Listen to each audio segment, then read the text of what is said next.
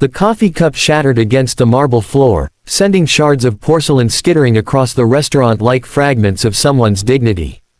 Jessica Martinez stood frozen, her hands still outstretched where the tray had been, her heart hammering so hard she could hear it in her ears. The entire dining room fell silent. Every eye turned toward the man in the corner booth, the man whose expensive Italian shoes were now spotted with coffee, the man whose face had turned a shade of crimson that matched the wine in his glass, the man who was about to destroy her with his words. "You incompetent idiot." Marcus Blackwell's voice cut through the silence like a blade. "Do you have any idea who I am? Do you know how much these shoes cost? More than you'll make in a year, you pathetic." Jessica's vision blurred with tears, but she refused to let them fall. Not here. Not in front of everyone. She'd been working double shifts at the Azure for 3 months now, saving every penny for her daughter's medical treatments. Emma needed surgery, a surgery their insurance wouldn't cover, a surgery that cost more than Jessica could ever imagine earning. But she was getting close. Just a few more months of grinding through exhaustion, of serving entitled customers with a smile, of pretending her feet didn't ache and her heart wasn't breaking. "I'm so sorry, sir," she whispered, dropping to her knees to gather the broken pieces. "Please, I'll pay for the cleaning." You'll pay." Marcus Blackwell laughed, a cold, cruel sound that made Jessica's skin crawl. "With what? Your pathetic minimum wage salary. You're nothing. You're invisible. You're the kind of person who exists just to serve people like me, and you can't even do that right." Behind Marcus, his lunch companion shifted uncomfortably. James Chen, the soft-spoken CEO of Chen Technologies, had been in negotiations with Blackwell Industries all week. The $3.5 billion merger was practically signed, the biggest deal of both their careers. But as he watched this billionaire CEO humiliate a waitress over an accident, something cold settled in James's stomach. "Marcus," James said quietly, "it was just an accident. Stay out of this, Chen. This is between me and this incompetent. Her name is Jessica." The voice came from the kitchen doorway. Old Ray, the restaurant's dishwasher, stood there with his weathered hands still dripping with soap suds. He'd worked at the Azure for 30 years, and nobody had ever heard him raise his voice. Until now. Her name is Jessica Martinez. She's a single mother working 2 jobs to pay for her daughter's heart surgery. She's been Employee of the Month 4 times this year. And she's worth 10 of you, even on your best day.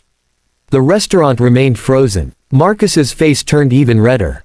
"How dare you?" "I dare because I'm old and I'm tired," Ray continued, walking slowly toward their table, "and I'm sick of watching men like you treat people like dirt just because you can.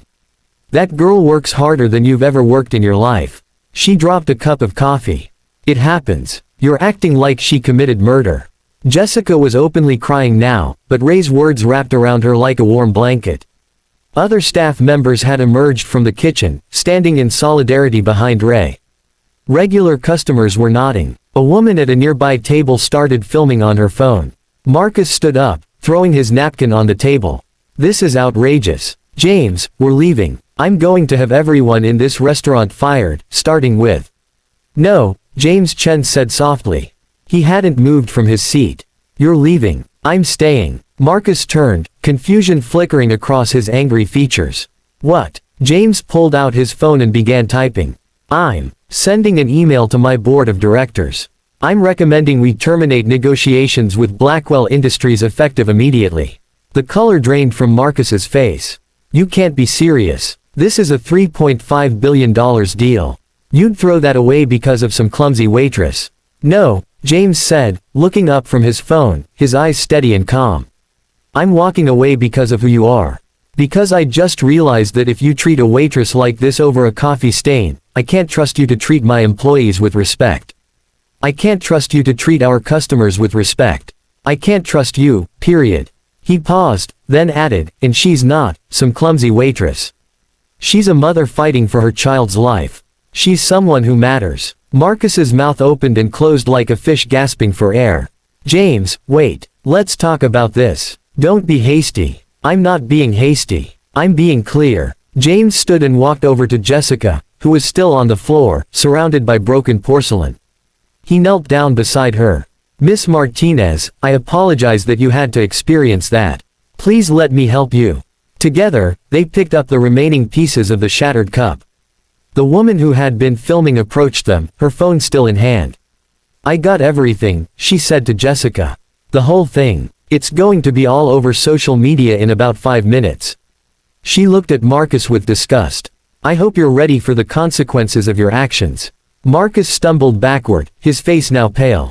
"James, please. Think about this. Think about your shareholders. Think about—" "I'm thinking about the kind of company I want to build," James interrupted. "And it's not one that partners with bullies." He turned back to Jessica. "Miss Martinez, how much do you need for your daughter's surgery?" Jessica blinked up at him through her tears. What? Your daughter's surgery? How much?" $240,000, she whispered. "But I've saved almost $30,000 already. I just need a little more time." James pulled out his checkbook. The entire restaurant watched in stunned silence as he wrote, tore out the check, and handed it to Jessica. "This is for $250,000. Get your daughter the surgery she needs. The extra $10,000 is for you, take some time off, be with your family." Jessica stared at the check, her hands shaking so badly she nearly dropped it. "I can't, why would you?" "Because kindness matters more than business deals," James said simply. "Because how we treat people when we have power says everything about who we really are. Because your daughter deserves a chance, and you deserve to not carry this burden alone." Jessica broke down completely, sobbing into her hands. Ray and the other staff members surrounded her, offering support and tissues. Customers were standing now, many of them wiping their own eyes. Someone started clapping, and then everyone joined in, everyone except Marcus Blackwell, who stood alone by his table, watching his entire world crumble. By the time Marcus left the restaurant, his phone was already exploding with notifications. The video had gone viral. #BlackwellBully was trending worldwide. His board of directors was calling for an emergency meeting. 3 other major deals were falling through. Companies were publicly distancing themselves from Blackwell Industries. But inside the Azure, none of that mattered. James Chen sat with Jessica, Ray, and the other staff members, listening to their stories, learning their names, treating them like the valuable human beings they were. He learned about Jessica's daughter Emma, who loved butterflies and wanted to be a veterinarian. He learned about Ray's grandson, who was in medical school. He learned about Maria, the sous chef, who was supporting her elderly parents. He learned that behind every uniform, every service job, every invisible person was a whole universe of dreams, struggles, and unrecognized heroism. 3 weeks later, Emma Martinez had her surgery. It was a complete success. When she woke up in the recovery room, her mother was there, holding her hand, tears of joy streaming down her face. "Mama," Emma whispered, "why are you crying?" "Because miracles are real, baby," Jessica whispered back. "Because kindness is real. Because good people exist in this world." James Chen visited Emma in the hospital, bringing her a book about butterflies and a small stuffed one to keep her company. Jessica tried to thank him again, but he shook his head. "You don't need to thank me," he said. "You reminded me why I got into business in the first place, to make people's lives better, not to make people's lives miserable." Marcus Blackwell forgot that. I almost forgot it too. As for Marcus Blackwell, he eventually issued a public apology, a carefully crafted statement written by his PR team. But by then, it was too late. His reputation never recovered. His company stock plummeted. He'd learned the hardest lesson of his life, that money and power mean nothing if you have no humanity, and that sometimes, the most expensive thing you can lose isn't a business deal, it's your character.